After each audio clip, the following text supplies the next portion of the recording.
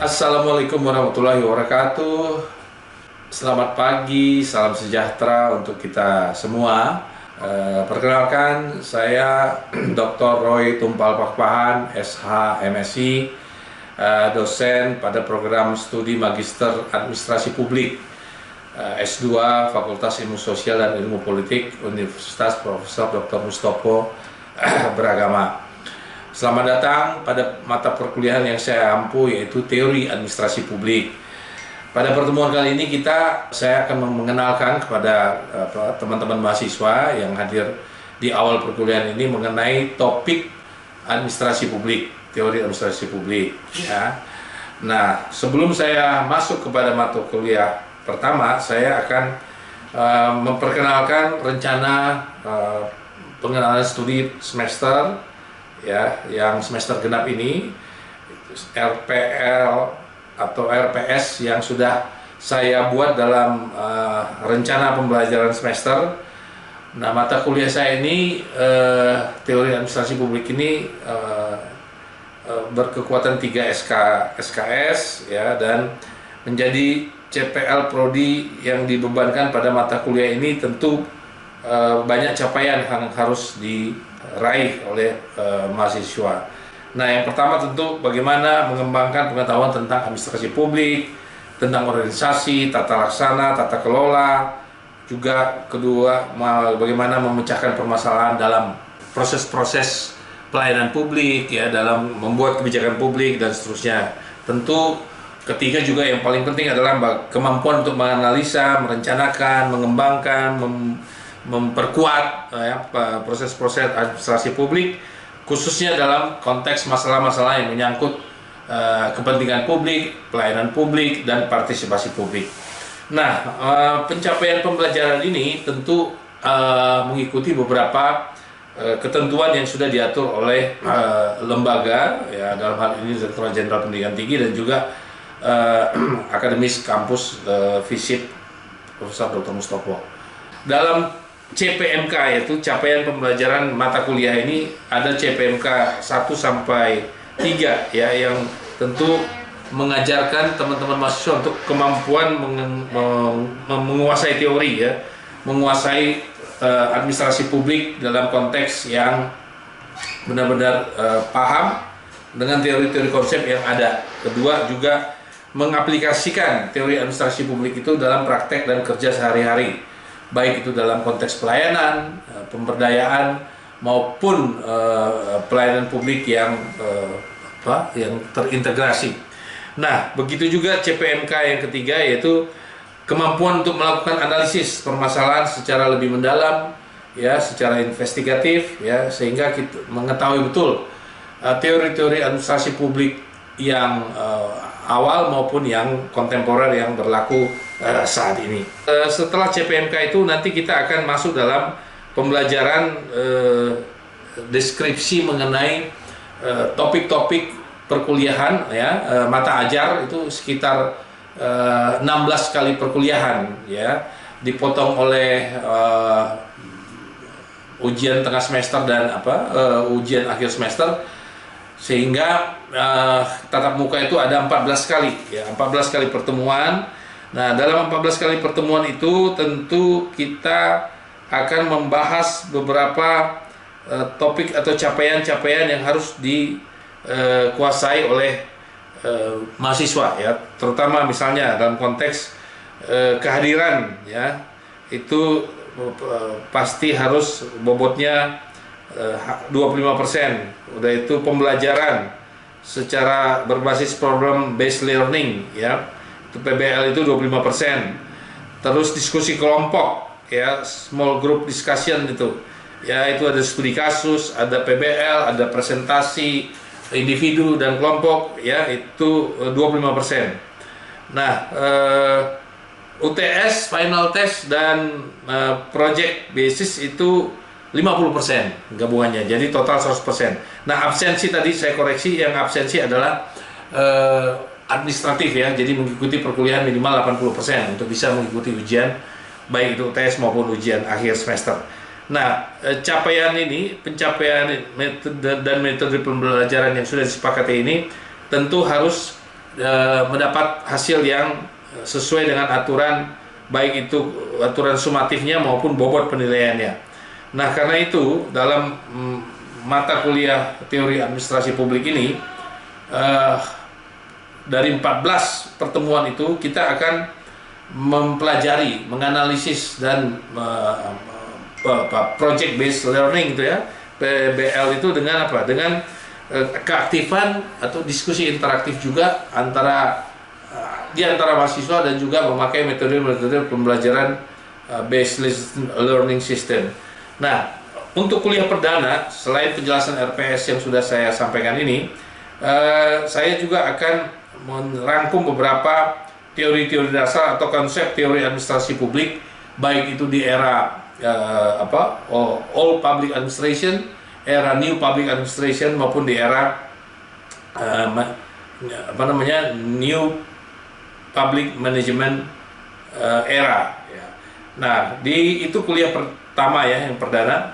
Nah, di kuliah kedua kita akan masuk dalam bagaimana kita mengikuti proses-proses perubahan ya, baik teori administrasi publik di era Orde Lama, Orde Baru, era Reformasi, dan era saat ini.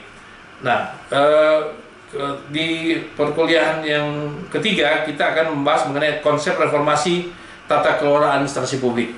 Ya, baik yang kontemporer yang terjadi saat ini maupun perspektifnya di masa depan. Kuliah yang keempat kita akan membahas mengenai reformasi birokrasi, baik itu soal etika birokrasinya maupun bagaimana pemberdayaan aparatur negara. Nah, yang kelima, kuliah kelima kita akan mempelajari mengenai penerapan good governance ya dalam konsep dan praktek-praktek administrasi publik, baik yang era lama maupun yang era kontemporer saat ini. Di kuliah keenam kita akan masuk ke pembahasan mengenai new public services ya dalam konsep praktek dan pelayanan publik ya. Nah, kuliah ketujuh kita masuk ke dalam standar kualitas manajemen administrasi pelayanan publik. Termasuk di sini nanti pada kuliah ke-8 kita akan mencoba bagaimana mengkonsepsi pembuatan kebijakan publik. Nah, di kuliah ke-9 kita akan masuk ke UTS ya, ujian tengah semester. Nah, di kuliah yang ke-10, pertemuan ke-10 masuk ke diskusi kelompok, baik itu tugas analisis maupun tugas untuk individu dan kelompok yang membahas mengenai analisa mendalam mengenai buku yang saya tulis, yang saya terbitkan, yang berjudul E-Government dan Konsep Implementasi dalam Inovasi Pelayanan Publik. Nah, buku ini akan kita bahas dan kita bagi dengan 3 kelompok ya, dari mahasiswa yang ada, dan masing-masing kelompok akan mempresentasikan bagaimana peranan e-government dalam konsep dan implementasi pelayanan publik hari ini, khususnya untuk garda terdepan pelayanan publik, baik birokrasi di pemerintahan pusat maupun di pemerintah daerah. Nah, 3 kelompok ini akan memberikan presentasinya dan saling melempar analisis, melempar tanya jawab, dan juga memberikan argumen-argumen serta rekomendasi-rekomendasi yang layak untuk memperbaiki program atau aplikasi e-government yang saat ini sedang dipraktekkan di birokrasi di Indonesia. Nah, dalam buku ini juga kita akan dibahas nanti mengenai problem apa-apa yang terjadi dengan e-government yang dilakukan oleh pemerintah Provinsi DKI. Nah, di kuliah yang ke-12 kita akan mempelajari mengenai bagaimana pengertian dan konsep praktek ada kebutuhan kebijakan yang terdesentralisasi ya. Nah, di situ kita akan mau mencoba apakah perubahan-perubahan dan inovasi kebijakan publik itu membuat lebih baikkah kebijakan-kebijakan desentralisasi atau otonomi daerah yang saat ini gaungnya sudah hampir dilupakan publik. Nah, di kuliah ke-13 kita masuk mengenai konsep dan teori new institusional atau teori new organisasi baru ya, institusi baru dan penerapannya dalam kebijakan publik. Kita akan membahas mengenai aspek-aspek yang mengatur mengenai teori agensi dalam konteks administrasi pembangunan di negara-negara berkembang. Kuliah ke-15 kita akan membahas studi kasus ya, studi kasus dari problem-problem manajerial administrasi publik, baik kasus-kasus yang dilaporkan ke Ombudsman Nasional, Komisi Ombudsman, maupun yang dilaporkan ke peradilan tata usaha negara. Ya, dari situ kita akan bisa tahu apa-apa saja yang menjadi problem permasalahan administrasi publik hari ini dalam praktek-praktek pemerintahan, praktek-praktek birokrasi dan pelayanan publik tentunya. Nah, di kuliah ke-16 atau terakhir kita akan mengadakan ujian akhir semester. Nah, kira-kira itu ya materi mata kuliah yang saya ajarkan ya, bahan-bahannya. Nanti saya akan memberikan referensi beberapa buku-buku utama ya, baik itu yang diterbitkan oleh pemikir-pemikir dari luar ya, seperti Fredrickson, George dalam buku New Public Administration, maupun buku J. Weldon dalam Defining Public Administration, maupun buku-buku yang Thomson, Waldo, and Dwight, Teori dan Praktik of Public Administration dalam Scope, Objektif, dan Method.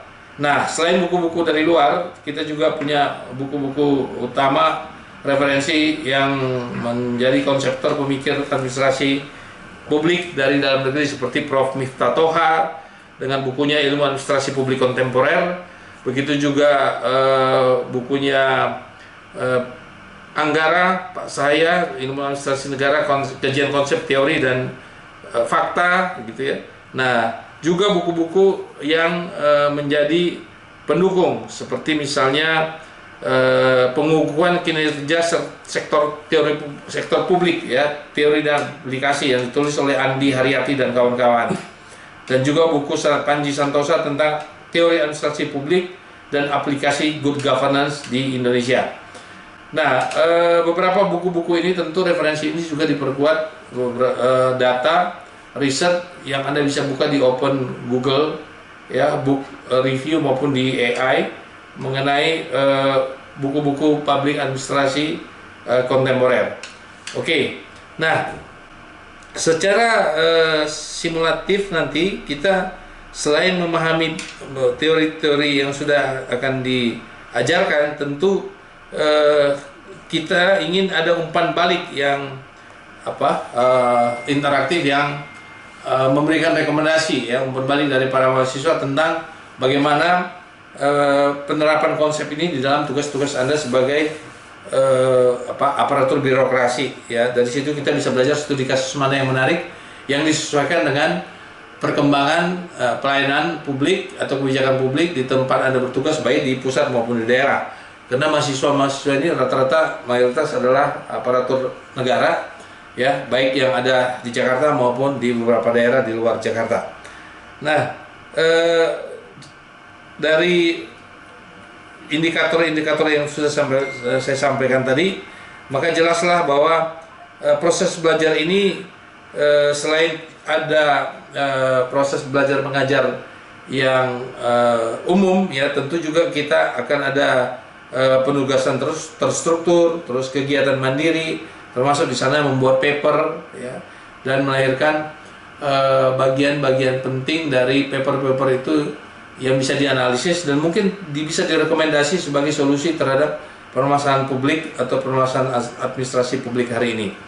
Nah, kira-kira itu pengantar ya yang saya sharing untuk kita tahu selama satu semester ini kita akan belajar apa, topiknya apa. Jadi rencana pembelajaran semester ini, RPS ini, menjadi guidance atau menjadi kata kunci bagi teman-teman mahasiswa untuk secara sistematis ya, terstruktur, bisa mengikuti tahapan kuliah ini dengan baik. Nah, karena kita memang lebih banyak daring ya daripada luring, tentu ketika nanti ada presentasi, ada diskusi dengan secara daring, saya minta kehadiran dan partisipasi semua mahasiswa dengan maksimal ya. Karena kita mungkin akan ada tatap muka 2-3 kali pertemuan, tapi mayoritas hari ini sistemnya adalah daring. Nah, kira-kira pengantar dari saya cukup ya, dan nanti RPS ini saya akan bagikan dan semua teman-teman mahasiswa bisa paham mata kuliah yang saya ampu ini sangat relevan dengan tugas keseharian Anda sehari-hari baik di pemerintahan pusat maupun di pemerintah daerah. Nah, sebelum saya akhiri, kalau nanti ada pertanyaan bisa disampaikan baik melalui Zoom maupun melalui tertulis by email. Nah, setelah itu nanti kita setelah LPS ini saya sampaikan, dan kalau tidak ada pertanyaan yang lebih lanjut, saya akan masuk ke mata kuliah kita yang pertama, ya. Topik kajian mengenai e-public atau e-government, aplikasi yang dipakai untuk meningkatkan inovasi dalam melakukan pelayanan publik, ya, kreativitas dan inovasi. E-government atau digital information, pemakaian aplikasi untuk mempermudah pelayanan publik, partisipasi publik, dan kebijakan publik. Saya rasa itu ya sementara. Nanti kita akan lanjutkan kuliah kuliah perdana awal, bagaimana konsep e-government dan inovasi pelayanan publik, ya, dan dikaitkan dengan materi kuliah kita mengenai transformasi atau reformasi atau policy reform, ya, mereformasi kebijakan atau perubahan kebijakan yang signifikan untuk memperbaiki tata kelola. Tentu ya konteks konsep e-government ini, ya, menjadi salah satu hal penting untuk implementasi perbaikan pelayanan publik, ya. Kenapa? Karena kalau Anda lihat di slide itu implementasi e-government dan good governance, ya, itu yang hari ini menjadi kendala kita kan. Kenapa? Karena membangun e-government, ya, teknologi informasi, platform digital itu kan biayanya sangat mahal, ya. Harus signifikan meningkatkan perbaikan pelayanan publik, gitu. Kenapa? Karena peningkatan pelayanan publik itu adalah kata kunci untuk menunjukkan bahwa misi government, ya, misi pemerintah untuk membangun platform digital yang mempermudah pelayanan publik dan meningkatkan partisipasi publik, ya, itu terasa manfaatnya, ya, bukan hanya kepada pengguna, tapi juga membangun tata kelola yang semakin hari semakin lebih baik dan mengurangi perjumpaan antara pemberi layanan dan penerima layanan, sehingga peluang-peluang untuk ada KKN, ada penyimpangan, penyalahgunaan kewenangan, dan seterusnya, itu bisa diminimalisir. Membuat itu kan gampang, ya, kita buat, ada dananya, ada infrastruktur, oke. Tapi bagaimana memaintain agar program platform transformasi e-government dalam konteks good governance itu menjadi sesuatu yang pelayanan paripurna dan berkelanjutan. Kenapa? Karena konsep transformasi e-government itu, ya, selain menggunakan digital knowledge sebagai pengganti physical knowledge, dia harus membuat based on-nya itu adalah kepentingan publik. Ya, jadi bukan kepentingan pemerintah tuh. Jadi kalau dilihat bahwa konsep e-government itu adalah dominan wilayahnya kepentingan pemerintahan, itu salah tuh. Jadi justru itu adalah kepentingan publik, karena baik, partisipasi publiknya juga akan jauh lebih baik lagi, kira-kira gitu ya. Dalam tahapan-tahapan seperti yang kita pelajari di reformasi kebijakan, tentu ada tahapan implementasi, tahapan dia memperkuat kapasitas pengelolanya, ya. Tentu dalam melakukan pengelolaan itu banyak tantangan, banyak hambatan, tapi tentu juga akan ada usaha-usaha untuk meningkatkan kinerja organisasi sektor publiknya juga. Jadi transformasi digital itu, ya, dalam kaitan reformasi kebijakan tidak bisa dilakukan hanya kepada peralatan infrastruktur, tapi juga kepada sumber daya manusia, termasuk tata organisasi di sektor publik. Ya, kita bisa melihat bagaimana masyarakat bisa terlibat, masyarakat bisa bukan hanya terlibat, tapi bisa mengontrol, mengevaluasi, mengkritik, dan seterusnya, sehingga perbaikan pelayanan itu akan menjadi lebih baik. Nah, waktu diskusi kita interaktif minggu lalu, kuliah minggu lalu, kan ada pertanyaan tuh, investasi untuk melaksanakan transformasi digital ini kan memang sangat besar, sangat mahal. Nah, tentu tata kelolanya juga ya harus ikut diperbaiki, bukan hanya tata kelola manajemen programnya, tapi juga skill, ya, kemampuan sumber daya manusianya, ya. Kalau ditanya bagaimana suksesnya pengembangan e-government itu, ya tentu di situ ada leadership-nya, ada kemampuan skill pengelolanya, ada perencanaannya, ada kemampuan stakeholder para pihak yang berkepentingan terlibat secara aktif, transparansinya jelas, visible, bisa kelihatan, ada budget yang bisa akuntabel, ya teknologi yang dipakai adalah teknologi yang berkelanjutan, ya, terus biaya pemeliharaannya juga kalau bisa jangan menjadi beban anggaran yang memperberat, ya, APBN maupun APBD, ya, di pusat dan daerah.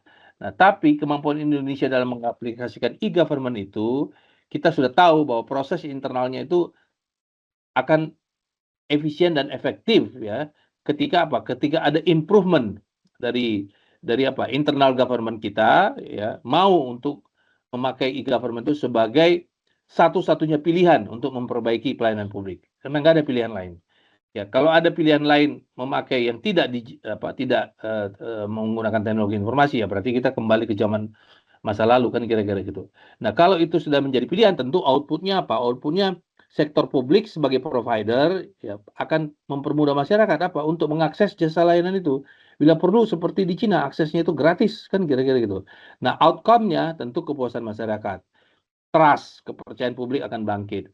Kemampuan untuk meningkatkan proses penyerahan jasa pelayanan kepada pemerintah itu akan dianggap oleh rakyat sebagai sesuatu, oh, kewajaran. Kenapa? Oh iya, saya sudah dapat bayar pajak, saya sudah bayar PBB, dan output yang saya dapat, umpan balik atau hasil yang saya dapat, oh iya, ternyata pelayanannya makin baik. Sekarang BPJS kesehatannya nggak perlu antri berjam-jam. Terus untuk melaporkan masalah administrasi kependudukan cepat, melaporkan berbagai sistem administrasi pelayanan publik di tingkat kelurahan cepat, mudah, tidak ada bayar-membayar, gratis. Nah, itu sesuatu apa? Outcome yang menimbulkan apa? Kepercayaan publik. Pasti itu. Karena apa? Karena oh, perbaikan itu kan nyata, nggak bisa dibuat-buat gitu ya. Nah, nanti dari strategi pelaksanaan e-government itu akan banyak tuh kita menjadikan dia sebagai patokan, ya, misalnya bagaimana standarisasinya, bagaimana orientasi penggunanya, bagaimana tanggung jawab berjenjang kalau ketika terjadi krisis komunikasi atau terjadi krisis publik, mempertanyakan pelayanan publiknya, kenapa terjadi hal-hal misalnya seperti listrik kemarin mati di Sumatera. Apa yang dilakukan oleh PLN untuk menjawab kritik masyarakat terhadap kok listrik bisa mati, padahal kita negara yang punya sumber daya batu bara untuk menggerakkan listrik. Nah, itu terus dijawab tuh. Ya, terus bagaimana pelaksanaan jangka panjangnya, bagaimana kerjasama dengan pihak ketiga dan melibatkan stakeholder yang berasal dari berbagai latar belakang. Saya minta satu penanya.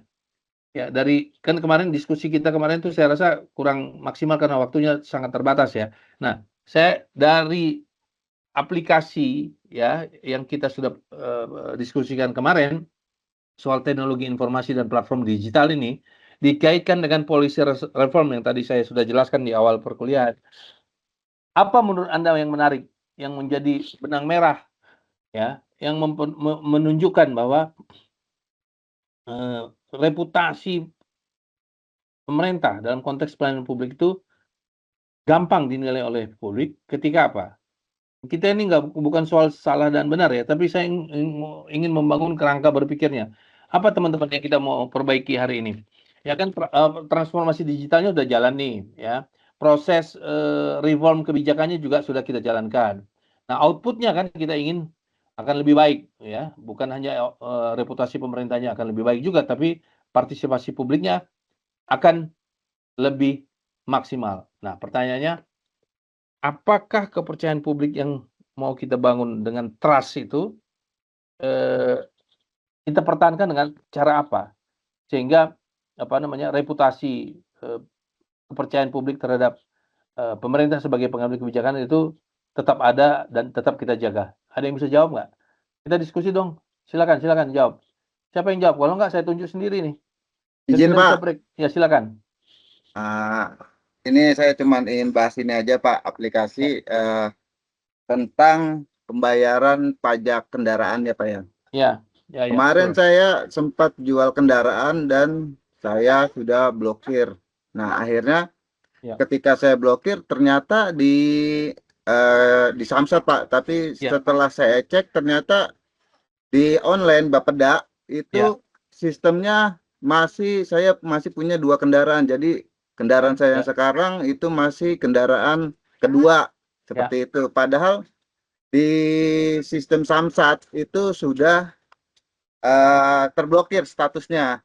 Ya. Nah, mungkin ke depannya eh, semua aplikasi-aplikasi yang telah dibuat itu bisa disatukan database-nya, jadi tidak terpisah-pisah seperti itu. Akibatnya merugikan saya ketika sekarang saya bayar pajak, tahu-tahu kena progresif 2, ya mau nggak mau akhirnya saya bayar juga gitu, Pak. Mungkin itu Ya, aja, Pak. itu Samsat mana? Tangerang ya? Jakarta Timur, Pak. Oh, Jakarta Timur sama dong. Saya Ya, Samsatnya Jakarta Timur juga. Kamu tinggal di mana? di Cililitan, Pak. Oke. Ya, Ah, setahu saya memang kan Badan Pendapatan Daerah sama Samsat DKI itu kan memang memberlakukan tarif progresif kan untuk kendaraan kedua kan. Kalau ya, misalnya Pak. 3% ya. Ah, ah. Ya, jadi memang otomatis kalau nggak diblokir yang kendaraan yang awal ya otomatis kena progresif yang kedua. Ah. Itu sistemnya mereka tidak bisa kita eh, koreksi memang.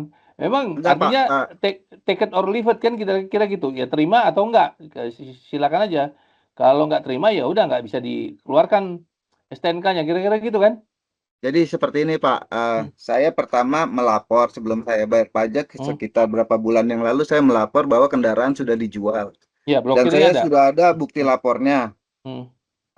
Itu ketika kemarin saya bayar pajak, ternyata belum terblokir. Padahal Waduh. status di sininya sudah Ya, terblokir. Yang belum terblokir adalah di Bapedanya, Pak. Jadi bukan di ya. Samsatnya. Samsat bilang ini sudah terblokir. Hmm. Tapi begitu saya bayar pajak masih kena progresif 2. Pas saya cek di Bapeda, ternyata itu masih belum terblokir, Pak. Seperti itu. Ya, berarti sistemnya Bapenda itu Badan Pendapatan Daerah yang nggak beres dong. Ya, makanya saya bilang, kok kenapa dengan sistem Ya, seperti ini tidak disatukan database-nya gitu, Pak? betul, setuju saya. Kenapa? Karena logikanya prinsip transformasi digital itu adalah efisiensi, betul nggak? Dan efektivitas. Jadi ya kalau bisa di dalam satu platform yang sama, yang saling online, saling bisa di cross check, ya lebih bagus kan. Tapi kalau Samsat punya sendiri aplikasinya, Bapenda sendiri, dan dia tidak terkoneksi untuk bisa saling online gitu ya, sehingga bisa data itu ditarik atau disinkronkan, ya itu sebenarnya bukan melakukan transformasi digital itu namanya. Kalau masih terpecah-pecah dan tidak langsung otomatis diblokir. Nah itu kritik itu yang saya rasa harus diperbaiki ya ke Bapenda.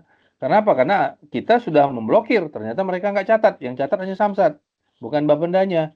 Harusnya dua-dua mencatat kan, sehingga ketika kita mau bayar itu tidak terkena pajak progresif. Tapi saya itu ini ya mikronya, artinya kasus per kasus.